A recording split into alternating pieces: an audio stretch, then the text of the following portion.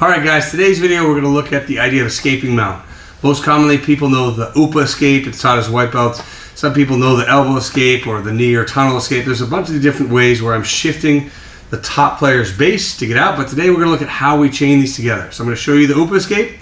Very basic, very boring, I know, but how it sets up for much more complicated and effective escapes. Stick around for the details. Alright, so most commonly, if he's up here like this means he's attacking. Like if I bring him down here, keep your hands on the mat and try to get a submission, but don't lift your hands. Like he can't. So if he's here and I'm suffering, look, I have good frames. I'm never hugging, but I'm here. Like if he's driving, whatever. But the second he gets an underhook, like a crossface, like come here like this, right. Now we have the possibility to start escaping. If he starts sitting up to get a cross-collar choke, now I have an arm I can catch and I start making him post and get off balance. So if he is settled, it's not the time to escape or it's very difficult. If he starts moving and transitioning, that creates opportunity. The first thing first is when he's sitting up like this, all his weight's on me. I cannot reach. This is bad for me. So I can use my elbows almost inside of the legs if I can, or I'm here like I'm giving him bruises with my elbows. I can find the belt or the lower part of the collar. Don't reach. But now I bridge up and look at my elbows. I'm going to push and get his hands to the mat. Now there are plenty of escapes that show up, but let's look at the Upa Escape. The Upa Escape. If I go across here, I'm finding the elbow, my elbow stays in front of his chest, and my hand comes up here to the wrist. Almost think of like, hey, who's doing this escape? This guy. When I come here, this is great, we drill it all the time, but it's a very difficult one to pull off because every time I'm pulling the hand here, get your hand back. Right, like that's it. So if I go here and he pulls, boom. But what happens is right now he's based well. Every limb has like 25% of his body weight, but I just removed one post. So when he starts getting it back, I bridge, and look, I keep control of that hand. So let's look at this one more time. Every time I pull him down here, cross elbow, don't reach, don't turn.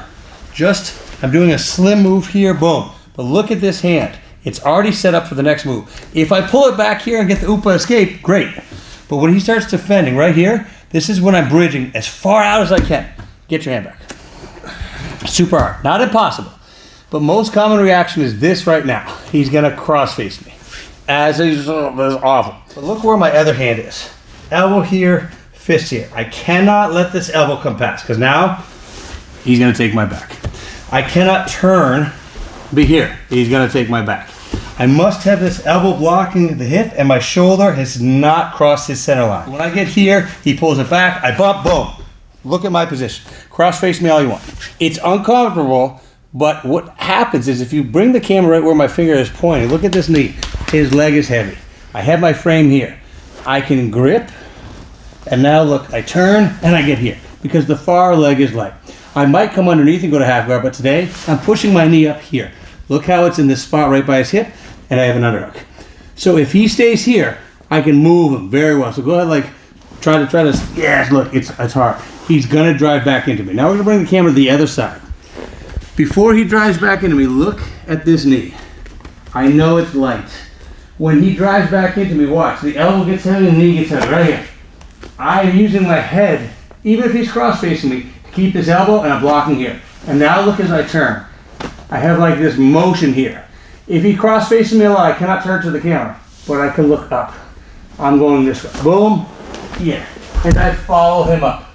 What I cannot do is this. I cannot come here and say here. Okay, so I'm going to do that again. Mike, make sure you take advantage of this. Boom, I come here, take advantage of it. Yeah, boom. Now look, I'm in trouble. I cannot use this motion as my go-to. When I come here, boom, get your arm back. Now look at the difference. Get your arm back. Come on. Now I'm strong. If he fights too much, I might have to recover my frames. But his base is different. He's leaning. He's not here on me. He's here. Now I'm framing. As I move, I block here. Even if he brings his arm, start cross-facing. It's too late. My knee is through, and I have an underhook. If he keeps this wide, I have so much room. He has to come back into me. As he comes back in, look, I'm blocking and looking, and I'm setting up. That's sweet. If I get the Upa Escape, let's say I get the Upa Escape, right? He's here like this. I realize he's about to attack. I bump him. I catch 1, 2, I look, 3. Amazing, I got out. But that never happens. I bump him, I get this arm, he pulls it back, boom, I'm here. Now I'm fighting like this. I get my inside frame on his waist, I have my hand here. He starts cross-facing me. I hip escape a little bit, I block this knee and I come through. Underhook. Now, if he keeps driving to this side, keep driving towards the camera. Look, this far leg's light. I can literally move it. And now I have this. Come back.